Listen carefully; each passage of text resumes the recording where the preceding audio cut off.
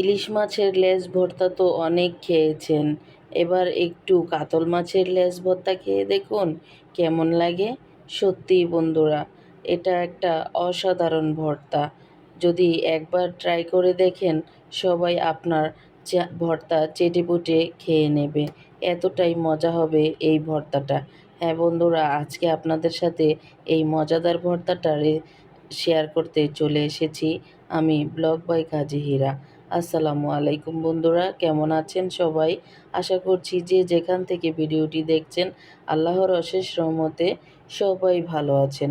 তো এখানে আমি কিন্তু নিয়ে নিয়েছি কাতল মাছ। এই কাতল মাছ কিন্তু আমি সবগুলোকে ভর্তা বানাবো না, কিছু পিসেস দিয়ে আমি তরকারি রান্না করব, আর কিছু মাছ আর লেজ দিয়ে আমি কিন্তু ভর্তা বানিয়ে নেব। লেজ কিন্তু ঘরের মহিলাকেই খেতে হয়। তো আজকে আমি বুদ্ধি করেছি যে এত লেজ খেতে পারবো না, সবাইকে নিয়ে খাবো। তার জন্য এই বুদ্ধিটা আমার। তার জন্য আজকে মাছের লেজগুলোকে আমি ভেজে নিচ্ছি ভালো করে, লাল লাল করে, হলুদ, লবণ আর ধনিয়ার গুঁড়া দিয়ে। মরিচের গুঁড়ো কিন্তু এখানে দেওয়া যাবে না। এগুলোকে আমি সুন্দরভাবে মাছগুলোকে ভেজে নিচ্ছি। আর এই পাশে আমি চলে এসেছি পেঁয়াজ কাটতে। গৃহিণীর রান্না কি আর হবে বলো? আগে থেকে মাছ ভেজে নিচ্ছি, তারপরে এসেছি পেঁয়াজ কাটতে। তো এই যে পেঁয়াজ কেটে নিব, আর হলো এখানে মোস্ট ইম্পর্টেন্ট যেটা, সেটা আপনাকে দিতেই হবে এই মাছ ভর্তাতে, সেটা হলো আদা। আদাটাকে আপনি গ্রেট করে নিতে পারেন অথবা কুচি করে নিতে পারেন। আমি এখানে আদাটাকে একটা মানে ঝুরি দিয়ে সুন্দর করে একদম ঝুরি ঝুরি করে নিয়েছি। তো এই যে আমি এখন রসুন কয়েকটা কোয়া কেটে নিয়েছি, আর এখন আমি এখানে পেঁয়াজগুলোকে টুকরো টুকরো করে কেটে নিচ্ছি। হ্যাঁ বন্ধুরা, দেখতেই পাচ্ছেন। আর এই ভর্তাতে কিন্তু পেঁয়াজের টুকরোগুলো খেতে সবচেয়ে বেশি মজা হয়।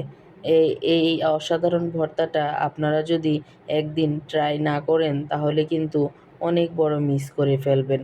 তার জন্য আপনাদের কাছে এই অনুরোধ, প্লিজ একদিন এই ভর্তাটা ট্রাই করে দেখবেন আমার কথাটা সত্যি কি না। তো এই যে দেখেন বন্ধুরা, পেঁয়াজ, রসুন, আদা এগুলো সব আমার কাটা হয়ে গিয়েছে। এখন আমি আবার চলে আসলাম চুলায়। মাছগুলো এক পিঠ হয়ে গিয়েছে, অন্য পিঠ আমি আবার উল্টে পাল্টে ভেজে নিচ্ছি। এই মাছগুলোকে আজকে আমি চাল কুমড়ো দিয়ে রান্না করব, আর 2 পিস মাছ আমি ভর্তার জন্য ভাজি করব। ভর্তার যে মাছটা, সেটাকে আমি ভালো করে লাল লাল করে ভেজে নিচ্ছি, যেন কোনো জায়গায় কাঁচা অংশ থেকে না যায়। আর মাছ যদি কাঁচা থেকে যায় ভিতরে, তাহলে কিন্তু কাঁচা কাঁচা গন্ধ আসবে, আর খেতেও ভালো লাগবে না। তো এই যে দেখেন, আমি বাকি মাছগুলো তুলে নিচ্ছি, আর ভর্তার মাছটাকে আমি আরও একটু ভেজে নিচ্ছি। আর এখন এখানে দিয়ে দেব পরিমাণ মতো পেঁয়াজ কুচি। এই পেঁয়াজ কুচিগুলোকে দিয়ে আমি ভালো করে একটু নেড়ে চেড়ে ভেজে নেব।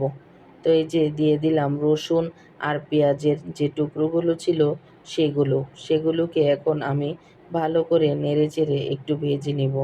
আর এখানে আমি দিয়ে দেব আরও একটুখানি তেল। তেলটা এখানে কম আছে, তাই আমি আরও একটু তেল এখানে দিয়ে দেব। তারপর দিয়ে দেব কয়েকটা কাঁচামরিচ। কাঁচামরিচ দিয়েই আজকের ভর্তাটা আমি তৈরি করে দেখাবো। যারা বন্ধুরা একটা লাইক দিতে ভুলে গিয়েছেন, প্লিজ একটা লাইক দিয়ে ভিডিওটি কন্টিনিউ করবেন। আপনার কাছে এই একটাই অনুরোধ। হ্যাঁ বন্ধুরা, একটা লাইক না দিয়ে ভিডিওটি দেখবেন না। আর ভিডিওটি দেখা শেষ হলে একটা মূল্যবান বক্তব্য কমেন্টস বক্সে রেখে যাবেন। আপনার একটি লাইক একটি শেয়ারের কাজ করবে, আর আপনার মূল্যবান বক্তব্য আমাকে পরবর্তী কন্টেন্ট তৈরি করতে হেল্প করবে। বন্ধুরা, এই যে কাঁচামরিচ, পেঁয়াজ, রসুন এগুলোকে আমি কিন্তু ভালো করে ভেজে নিচ্ছি। আর এই কাঁচামরিচটা কিন্তু ভেজে দিলে খুব মজা হয় আর সুন্দর গ্রান হয়। আর এখন আমি এখানে দিয়ে দেব সেই আদার যে কুচিটা।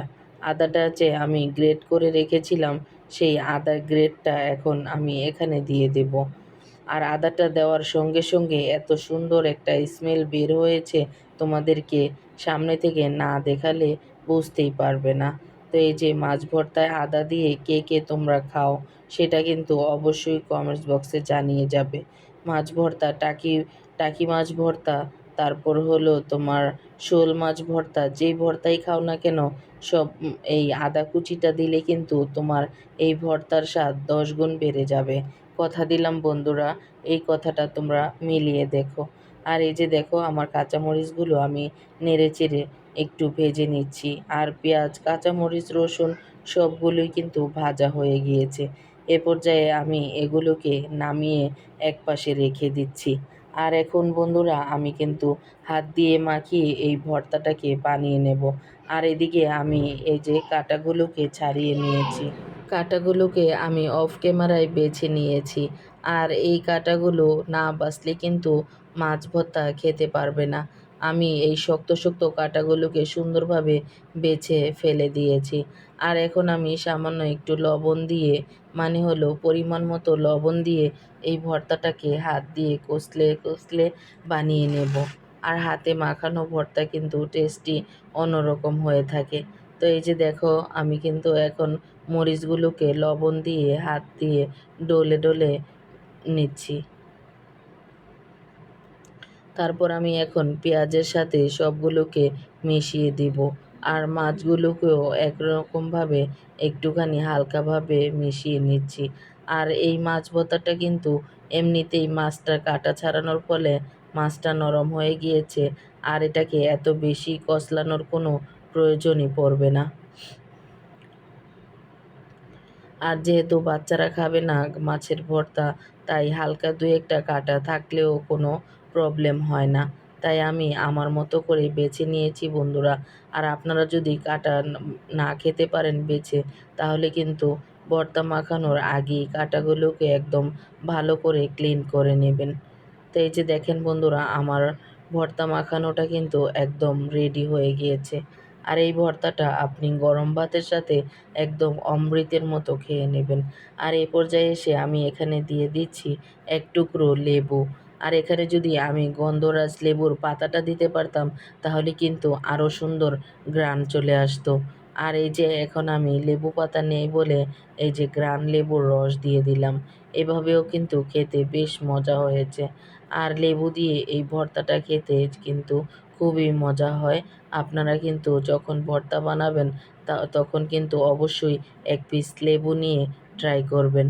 তো বন্ধুরা কেমন লাগলো আজকে আমার এই ভর্তা বানানোটা? অবশ্যই আপনার মূল্যবান বক্তব্য কমেন্টস বক্সে রেখে যাবেন।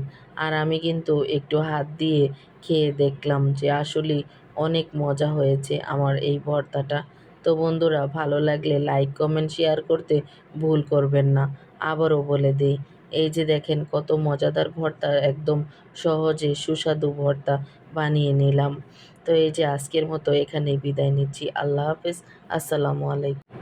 সে পর্যন্ত সবাই ভালো থাকবেন, সুস্থ থাকবেন। আল্লাহ হাফেজ।